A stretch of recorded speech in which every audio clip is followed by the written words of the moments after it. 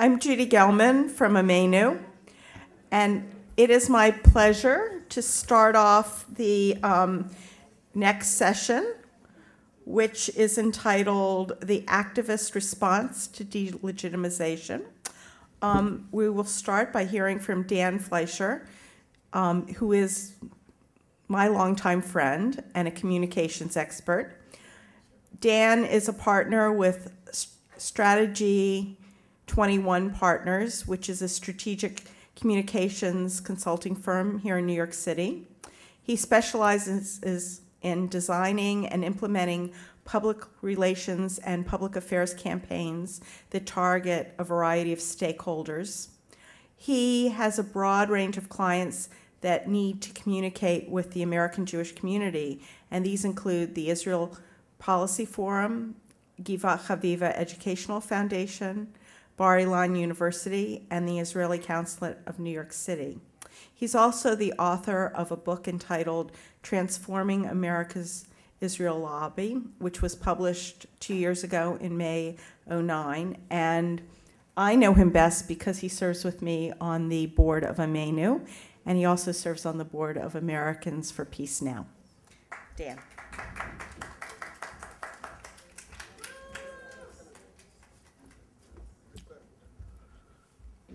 Let me add a bit to Judy's introduction so you know who's talking to you. Now, within the pro-Israel community, based on the organizations on whose board I have the privilege to serve, it's obvious I'm on the so-called left. So like Ken Bob, I'm a progressive Zionist, and I say it proudly.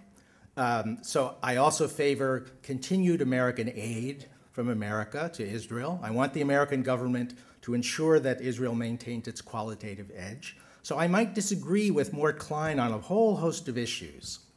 But to the far left, the vicious anti-Israel left, there is no difference between me and Mort Klein. There is no difference between Bibi Netanyahu and Yossi Beilin. We're all part of the same unconscionable evil empire. We're all defenders of ethnic cleansing and colonialism. We're all brutal opponents of human rights. I call myself a progressive Zionist when I'm talking to the far left, both online and sometimes in public events. And that means there's something despicable about me. So while there's been lots of arguments and frankly, contention raised by certain organizations here, we have to realize that we're all in this together if we share the goals of defending Israel's legitimacy and its right to exist. Now, I was asked to speak about talking to the far left. We don't really have enough time to get into the nuances of precisely what that means. It's been with us for decades, really. There are elements of the rhetoric we hear now that have been around since the 70s, anti-colonialism, anti-imperialism. It's difficult to define this threat now, especially because left-wingers are in this weird ideological alliance where some of their language is used by Islamic jihadists, if you go online. Some of it is used by white supremacists. You'll hear David Duke saying exactly the same thing as radical socialists when it comes to the Jews and Jewish power. So for our purposes here, let's just say the threat to Israel's legitimacy comes from people who use the language of the far left. And you might find it useful to hear some of the reactions I've gotten from that crowd so you get a sense of what that language is. I started a blog called Realistic Dove a few years ago. Not very active now, I don't have enough time. But it has a credo that states that, quote, progressive and pro-Israel are not an oxymoron. In other words, they're not a contradiction in terms.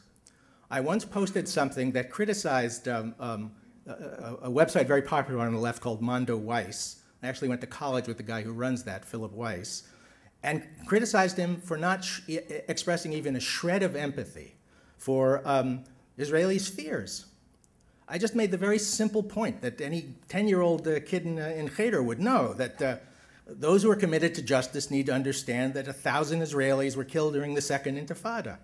And it's perfectly understandable that Israelis of all political stripes are worried about the possibility that suicide bombers are going to blow up women and children in shopping malls. This seems like such an elementary point, doesn't it?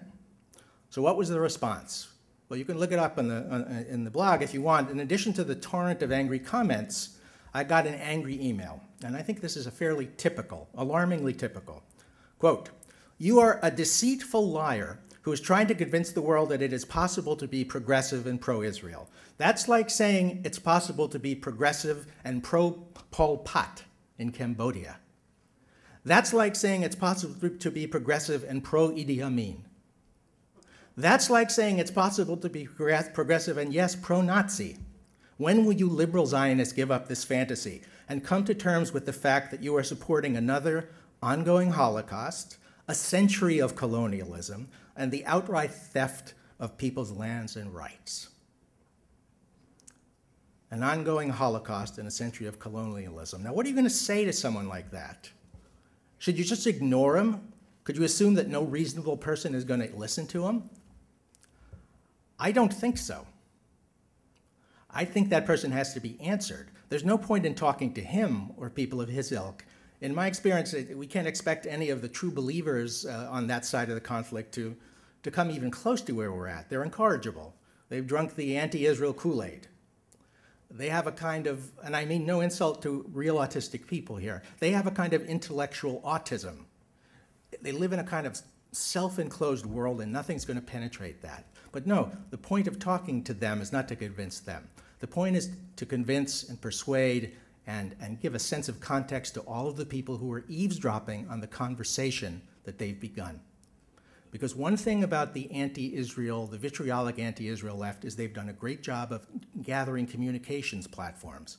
Not just on campus, which I know we're going to hear much about, and which is the obvious place to be worried about, also online, and yes, even in union halls.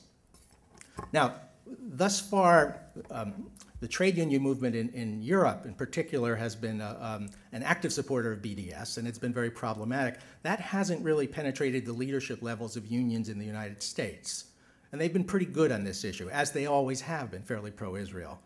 With some exceptions. You had the dock workers in San Francisco who refused to unload cargo from Israeli ships during the Gaza military conflict. By and large, they've been okay.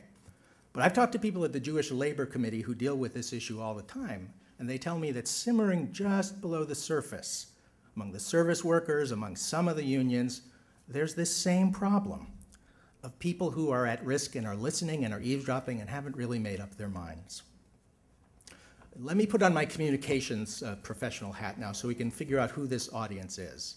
I'm going to refer briefly to the poll that both David and, was it David or Daniel? Dabchak? David and Malcolm referred to, done by the Conference of Presidents. Who are we talking about here? Try to imagine an ideological continuum. And I'm sorry I don't have a PowerPoint, but this should be relatively easy to follow. Over here, you have the vocal, extremist, incorrigible adversaries of anything connected to Zionism. That survey that Malcolm talked about means that's about 8% of Americans. That's too many, it's only 8%. Next to them on the continuum are passive, silent adversaries who may be contemptuous of the whole idea of the Jewish state. They're not going to act on it. Not particularly dangerous in the political constellation. Next to them are passive, silent, well-intentioned, quote, soft supporters. That's about 26%. And in the same category, I would put people who are just completely disengaged and don't care at all. That's about 36%. And next to them are the core supporters, about 20% of the American people Israel can count on. In the communications and advocacy business, if you could remember that continuum, we know it's very, very difficult to get people to leap from over categories when you're trying to convince them of an idea. You can move them a little bit in either direction. You can move them from one part of the continuum to another. And I submit to you that our job is to talk to those people in the middle and to prevent the far left from turning passive, silent adversaries into vocal adversaries, and to prevent them from turning passive, soft, well-intentioned supporters or those who don't give a damn into silent adversaries. And that's our task. And that's why we need to answer the far left in the blogs and on campus and everywhere they go, including the union halls. Now, the research that Malcolm referred to also offers some clues about both the messages and the messengers that ought to be used in this battle. I'll touch on both of them. The top line recommendations were the most important goal in communicating about Israel to the at-risk population, that's what we're talking about, is to connect with them. You're not going to persuade them necessarily, but you need to connect with them. And that's why people keep fussing about talking about Israelis, not just Israel, talking about the vibrant democracy that they can relate to. But it also showed that the strong, traditional anti-Israel messages that have been used by American Zionists in Israel for decades, it doesn't work. The research shows this. People are turned off. People who don't know anything or people who are passive supporters, they don't want to be caught between an argument between two extremes. They want the complexity to be acknowledged, and they don't want to be forced to take different positions. Above all, they want to acknowledge Palestinian suffering, and they want to see people doing it. Israel's not perfect. It's a complicated situation. You can do all you want to and guess and make yourself feel better about what to say to the American public. But we have empirical data that shows what's going to work. Now, any friend of Israel can take this approach and use those tactics, but I submit to you, if one of our goals is to answer the incorrigibles, the Kool-Aid drinkers on that side of the spectrum, the one group of messengers that is going to be particularly effective are progressive Zionists. If someone has spoken out against settlement expansion, you can disagree with them. If they've taken exception to Israeli policies, you can shout at them in this room. You could even say, don't appear on this podium. But they're well positioned to talk to people on the far left because, as Ken said before, they have a certain street credibility. People like Ken are well positioned to do what the research suggests, which is to acknowledge that the Palestinians have suffered. Maybe the suffering was caused by their own leaders more than Israel, but nevertheless, there's that human element that has to be brought across in the communications to show the complexities of the conflict, to connect with the eavesdroppers, and to show that to believe in Israel's existence, it's possible to do that and still share many of their values. To connect, not persuade. It's my impression that the organized Jewish community is getting this, or starting to get it. As Ken mentioned, there was a BDS resolution at the University of Southern California, and in San Francisco there was a whole coalition set up, and the representative from J Street was an effective part of that coalition. You may not want them to be mentioned here or talked about here, but in talking to the far left, who are the real enemies of Israel, they're effective messengers. My brother lives in Portland. He's very frum and disagrees with me on everything. But in Portland, they had another panel that I believe was organized by the Jewish Council for Public Affairs and the JCRC for all the Pacific Northwest about BDS. And again, they invited Rachel Lerner of J Street to be part of that panel. And my brother, who disagrees with me on literally everything I say in my blog, said it was good that she was there. Bob Hornstein, who's the director of the JCRC in Portland, is again a bit right of center. You read his stuff in the Jerusalem report, you'll see what I mean. But he, at a town meeting of the JCPA, said it's good to have the progressive pro-Zionist left in this battle. I'll give you one personal example. 2 years ago, I was invited to join a panel at the Judson Memorial Church in Manhattan. It was convened by really an old anti-war group that had not yet decided what to do about BDS, hadn't taken a position on Israel. And joining me on the panel were several BDS supporters. Now, they kept yammering on and on about the, quote, apartheid wall. You hear that all the time on the internet, on campus, everywhere you go, there's an apartheid wall. They said the security or barrier was just part of a land grab. They said security was just a pretext used by Israel for the continuing, quote, colonization of Palestinian lands. Now, I wasn't only responding to that. It was a complicated set of topics. But when it was my turn, I made it a point to offer arguments I'm sure everyone in this audience, including the guy who just snapped at me, would have offered. Without Palestinian violence and terrorism, there would be no security or barrier. It's very simple. It was constructed mostly by a labor government when it was clear the Palestinian Authority was either unwilling or unable to control terror during the Second Intifada. There's no doubt that since it was erected, terrorist incidents have declined dramatically. So sure, I said all of that. But if that's all I would have said, that audience would have turned deaf to me. They wouldn't have listened to a word I said. Before I made those arguments, I had to connect with them without falsifying my own beliefs. And I had to say that, yes, of course, Palestinians are undergoing tremendous hardship because of that barrier, because of the hours they have to wait at checkpoints. And at that time, there hadn't been much of a loosening up of checkpoints. Bibi hadn't done it, so it was really, they had arduous hours of delay from moving from town to town, and that's terribly unfortunate. I also said that, yes, the root of the security barrier in part cuts deeply into the West Bank, into land that the Palestinians and I myself believe should be part of their state. And I also said something that might make you even more uncomfortable. I said, yes, there are human rights violations in the territories. The Israeli army itself acknowledges and investigates them. You can't hide that. I had to make all of those points first to people who, in their heart of hearts, have felt that Palestinians were the principal victims of this conflict, and we're trying to figure out what to do about it. And it's only after doing that that I could show them that Israelis are victims too, that Israeli lives need protection, and that the security barrier and checkpoints aren't created by colonialist monsters. They're created by Israeli Jews who want to protect their families.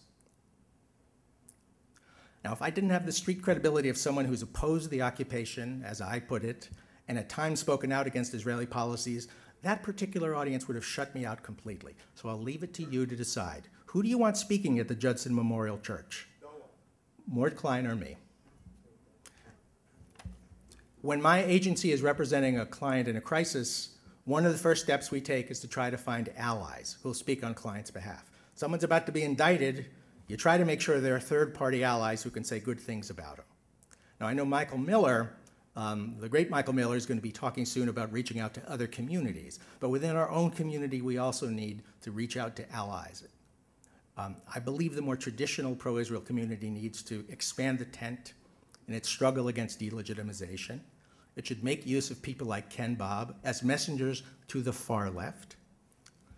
My stepbrother lives in the Jordan Valley, Kibbutz Nahran. He's a little too old for Miluim now, but when he did it, his unit had people who had voted for Shas, people who had voted for Likud.